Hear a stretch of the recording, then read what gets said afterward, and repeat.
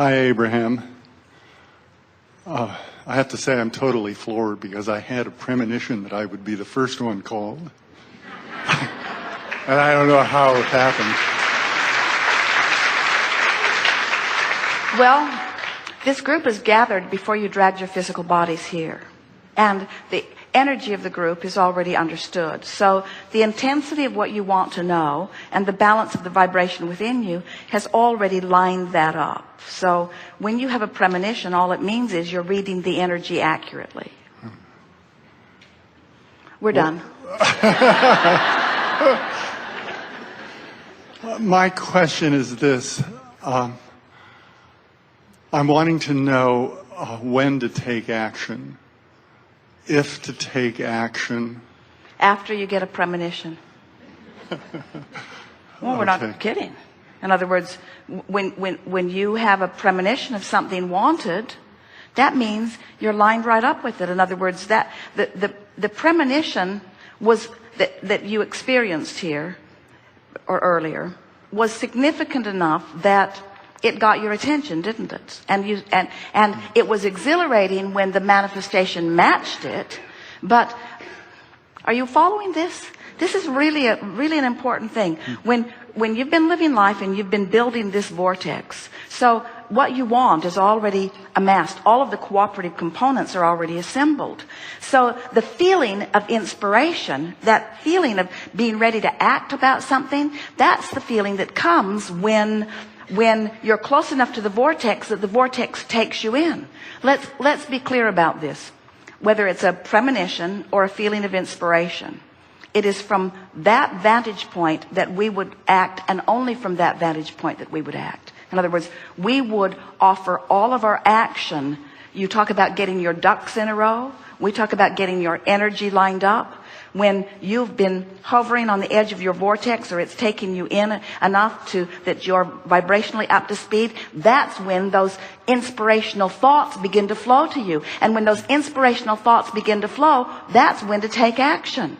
Esther has been noticing something recently, because she and Jerry are together all of the time. And his mind is very fast. He's thinking about a lot of things, and they have so many projects that are in the works, building projects and book projects and recording projects and all kinds of scheduling projects, all kinds of wonderful things that are manifesting and calling for action. And what she's begun to notice is that when one or the other of them will have an idea, when Jerry will say, oh, we need to remember to call so-and-so about such and such, Esther is taken to snatching the phone up and making the call right then, if she can, because she knows that that is an inspired thought that has come to him. In other words, when it comes, that's because everything's lined up. The time is now. When that thought comes, now is the time to act on it. Don't write it on a list and then type it into your computer and then sort it by category and then prioritize it by A, B, C, D. The moment will pass. In other words, you have this vortex that is queuing you up. And when you feel, when just the idea that the thought came, in other words, you like that, don't you? Now stay with us. This is really an important thing. Do you get the idea of this vortex? Must be annoying. That invisible sphere that Abraham keeps pointing at the floor, this vortex of creation, and they call that reality. They call that reality. Ignore all of this walls and ceilings and lights and manifestation, but this is the reality. But it is. It really, really is. This is this vibrational reality, this vibrational gathering where all cooperative components have been gathered. And we tease our physical friends by saying you're often the only uncooperative component to your own hopes and dreams. Because in your pessimism or in your facing reality, you hold yourself as a vibrational difference to what you're asking for. But when an idea occurs to you, you know that feeling, I should do something or I want to do something? That means for sure the vortex took you in. That's why you rendezvoused with the idea. And when that occurs to you, act on it. And until then, let your dominant intention be just to get into the vortex. It seems like I have a lot of things that come up and I get thrown out of the vortex. So what I'm wanting is that inspiration to come in. And But what you're saying, hear the foolishness of what you said. Okay. And we really like it when we get really clear foolishness because it makes a big point. What you said is, or what we said was, the clarity's in the vortex. And you're saying, give me the clarity so I can get in the vortex. And we say, go in the vortex where the clarity is. And you say, no, give me the clarity and then I'll go in the vortex. And we say, well, the clarity's in the vortex. You got to figure out how to get in there. And you say, that's my point. That's my point. Clarity's in there. I want it. I'm out here without it. Can't you bring a little of it out here so I can get in? And we say, oh, there's hopefulness outside the vortex. In other words, hope is lingering on the edge. So if you linger more hopefully, in other words, if you just try to be more optimistic. But here's the thing. Aren't there dozens, if not hundreds, of subjects that you already feel good about? Couldn't you use any of those as your reason to be in the vortex? In other words, you don't have to. The vortex doesn't say, wrestle your problem to the ground, and when it's proper, we'll allow you to drag it into the vortex. That's not how it works at all. The vortex is over there spinning with everything that you have become and everything that you want and all cooperative components gathered, and you just want to stop beating the drum of what's not in the vortex, and when you stop beating the drum of what's not in the vortex will take you in. Really, it's like that. You don't have to try to get into the vortex. You just have to stop doing the stuff you're doing that keeps you out. And the stuff that you're doing that keeps you out is complaining, worrying, watching CNN. The stuff that keeps you out is anything that you're doing when you feel negative emotion. And so meditation is a way in. Basking is a way in.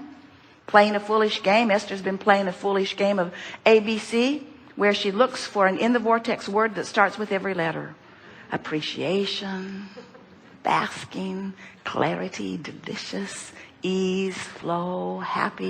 In other words, and the game is quite interesting, actually, because some of the letters are hard.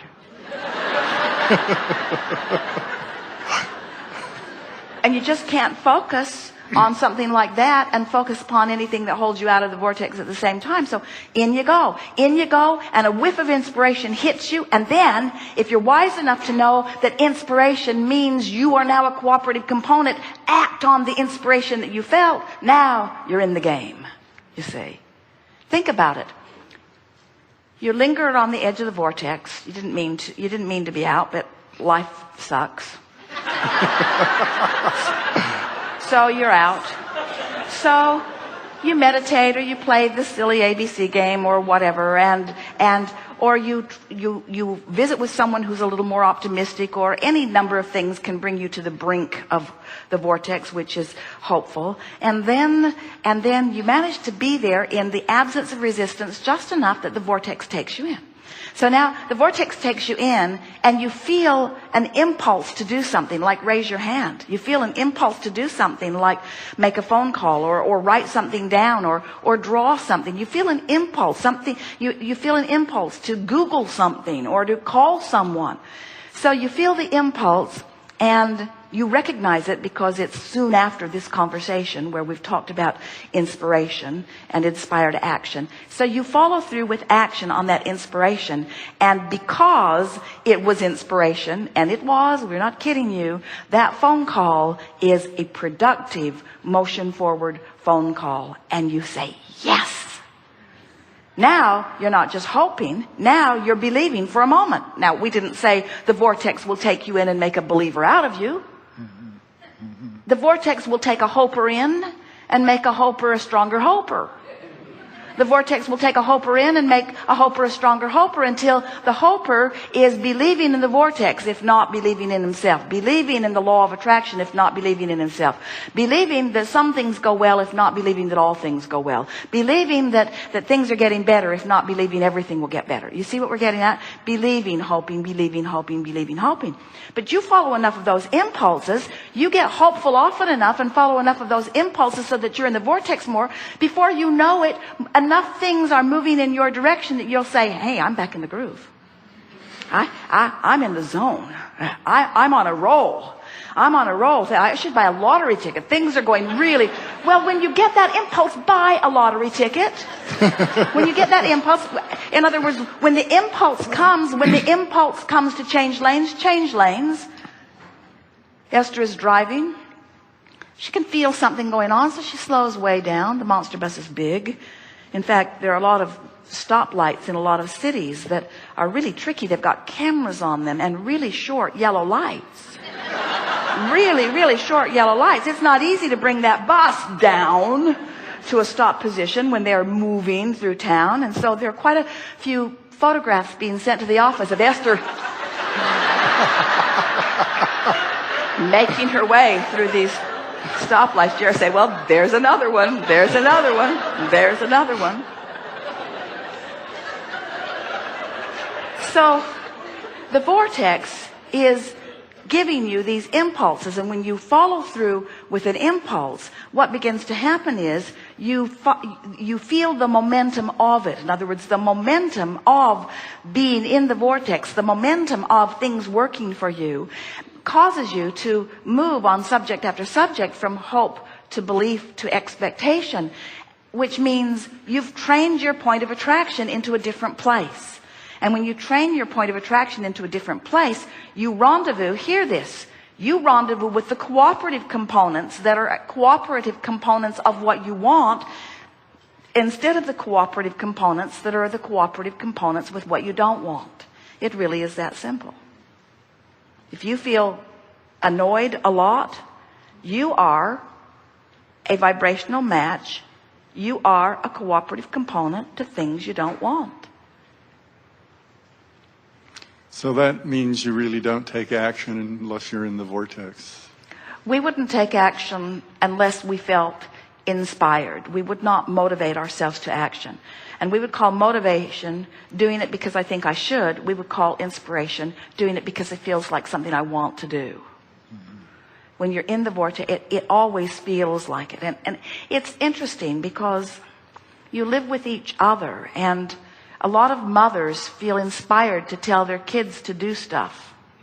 In other words, when you feel the inspiration for a clean house and then you try to motivate somebody to help you, it doesn't work out very well. And so then you get better at your motivation tactics, and then you try to use them on yourself. You try to pump yourself up. And we just want you to know that there's this huge energy that when you work in concert with it, then life is blissful. Esther's favorite alphabet words are ease and flow, ease and flow, ease and flow. When she found those words, ease and flow, she usually spends 2 minutes on ease and flow. Ease and flow. A, B, C, D, ease and flow, ease and flow, ease and flow. It's just such a delicious contemplation, the ease and flow, because the engine is the vortex. The engine is the law of attraction. The engine is the larger source energy part of her. It's already done. It's present tense. Ease and flow. There's nothing that I have to do, but there's plenty that I want to do. In other words, when you do it because you want to do it, you know that you're in the ease and flow energy of the vortex. And when you do it because you have to do it, when you do it because you should do it, when you do it because somebody else wants you to do it, even Jerry and Esther, they really love each other, and they are really involved in the same work. And when Jerry asks Esther to do something, when she's got something else on her mind, she'll do it. But he was better off not to ask.